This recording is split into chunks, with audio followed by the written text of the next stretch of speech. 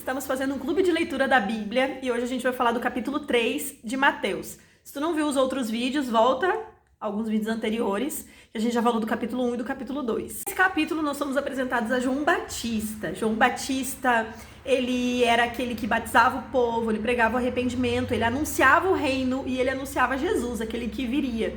No versículo 11 mesmo ele diz: eu batizo vocês com água para arrependimento, mas virá alguém muito maior do que eu. E ele dizia, né, aquele que vem depois de mim é muito mais poderoso do que eu. Então, a gente conhece João Batista nesse contexto, pregando ousadamente, de maneira muito intrépida, anunciando o reino. Então vamos fazer um breve contexto do que é o reino, que é tão falado no Novo Testamento e que foi tão enfaticamente anunciado por João Batista. O Novo Testamento faz 137 referências a respeito do reino. E 100 dessas 137 aconteceram somente no ministério de Jesus. E qual o significado disso? O que significa reino? Reino significa, ou seria, viria a ser o domínio soberano de Deus no universo. Porém, em Mateus, especificamente, quando se trata de reino, ele está falando do Messias. Está apontando para aquele que viria. Ele viria estabelecer o reino.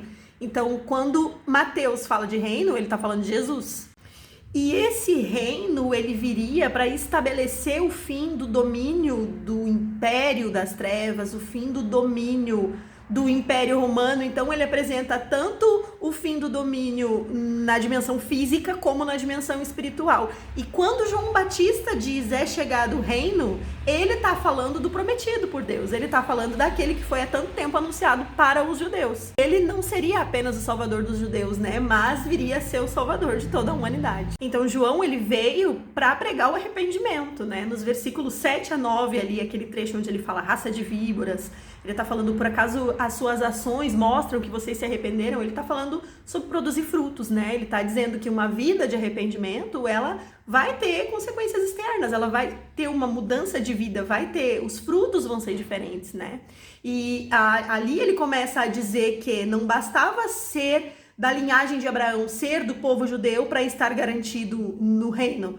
Precisava se arrepender, era necessário uma mudança. Ser descendente de Abraão não garantia nada, não era nenhuma garantia de salvação. Então a gente vê o batismo de Jesus, né? A gente vê Jesus vindo se batizar, Jesus vindo ser batizado por João Batista.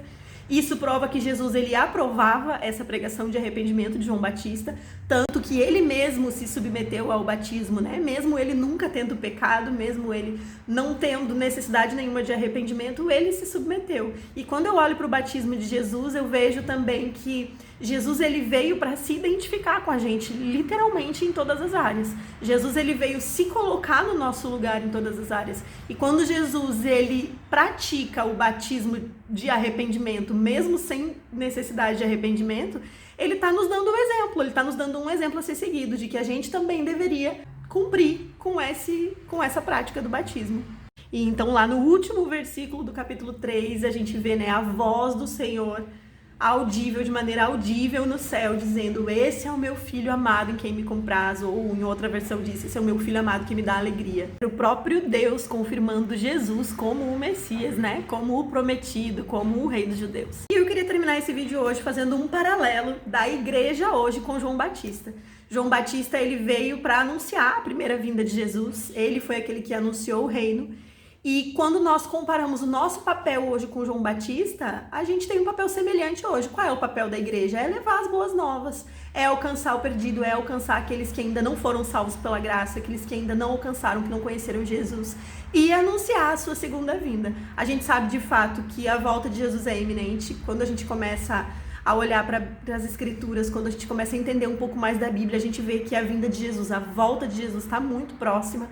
Então, que a gente possa ter esse desejo, esse despertar e essa ousadia que João Batista teve para levar o evangelho, para alcançar o maior número de pessoas. Porque a gente não quer que nenhum se perca, a gente quer, e a gente sabe que essa é a vontade de Deus.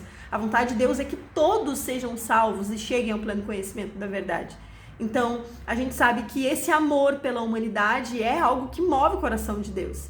E nós estamos aqui na Terra hoje representando o Senhor. Nós podemos levar essa verdade para o maior número de pessoas possível. Espero que tenha gostado desse vídeo, espero que tenha te ajudado, te inspirado de alguma forma. Se tu ainda não leu o capítulo 3, Espero que esse vídeo te ajude a compreender um pouco melhor, que te ajude a ter uma visão um pouco mais clara, um pouco mais ampla daquilo que o Senhor quer compartilhar com a gente através da Bíblia. E é isso, até o próximo vídeo. Beijo!